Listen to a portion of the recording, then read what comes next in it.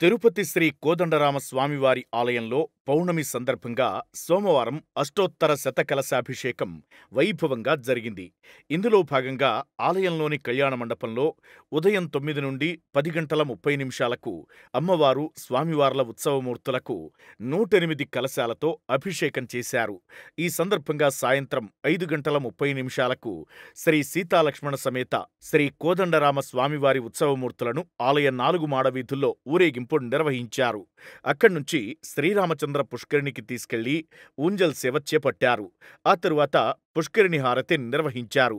ఈ కార్యక్రమంలో ఆలయ deputy EO Shrimati Nagaratna, superintendent Shri Somashekar, temple inspector Shri Chalapathi, Shri Suresh పెద్ద సంఖ్యలో భక్తులు పాల్గొన్నారు.